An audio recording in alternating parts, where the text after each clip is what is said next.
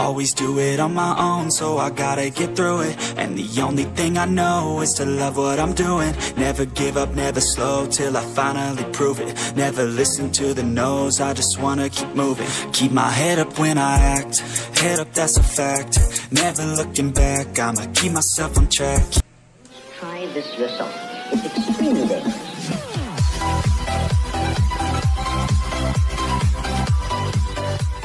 What's up guys, this is your J-Tron TV. So ngayon meron naman akong pagkakaabalahan guys. So ito naman is, di tayo mag-aalaga ng isda guys. Kung nakikita nyo, meron tayong aquarium, pero hindi po yan isda guys. So meron din tayong parang kusot guys. So ito is Coco Pit. Then ito, meron tayong DIY na kulungan guys. So hideout ng ating tarantula guys. Ito naman ang ating pangkuha ng ating super worm kung sakaling magpapakain tayo.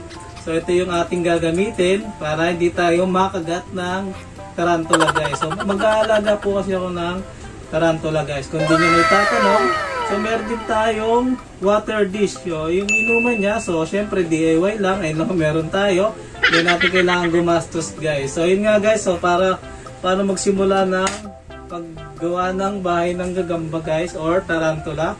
So syempre dapat meron tayong aquarium or kung ano mang gusto nyo or yung ibang tinatawag na yan. Basta yung kulungan na plastic guys. So ito yung ating gagawin guys. So syempre mas maganda siguro unahin natin tong kusot kung tawagin. So nag-aalaga ako ng tarantula, alam nyo kung bakit na pag-isipan ko lang dahil meron akong tropa nag-aalaga ng tarantula. Kasi ang tarantula daw is hindi siya hassle alagaan guys. So lagi siyang nakatago. Then yung kung paano siya pakainin. So ang halaga ng super worm na binibili niya na feeds para sa tarantula niya is piso lang guys. Kaya hindi naman hassle siya alagaan guys. At tumatagal din ang tarantula guys. Maabot siya ng 5 taon guys. So sulit siya alagaan. Matagal ang buhay niya. So lalagay na natin itong ating kusot guys. So 1 kilo to guys. Medyo naparami nga ata ang bili ko Medyo marami nga ito. Dapat ko lang, di ko na dinamihan. Okay lang yan. So yan, sabi na natin itong sobra. Yan, already kasi yan. Medyo naparami ang ating kusot guys. So hindi ko akalaing ganun karami siya. Akala ko 1 kilo, 1 kilong bigas ang kasing laki niya. Hindi po lang. Masyado pa lang marami.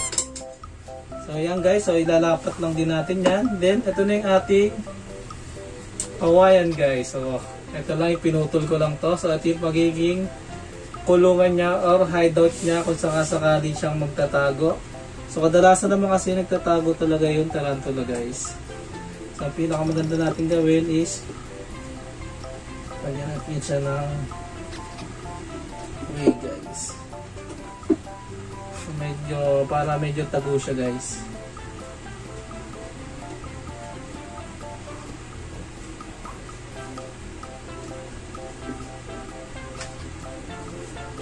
Ayan, para hindi masyadong masikip yung kanyang pwesto. So ayan, meron siyang nagusan dito. So naparami ating bili ng Coco Pit. Pero okay lang yan. Pwede yung pataba ng lupa.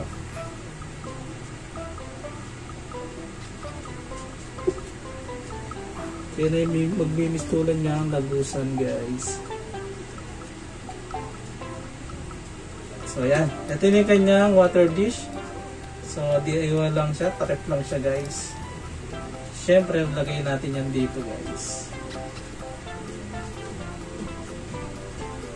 Yan. So already goods na yan guys. So once again, this is your J-Tron TV. See you guys to my next video. Peace out. Once again, this is your J-Tron TV. See you guys to my next video. Peace out.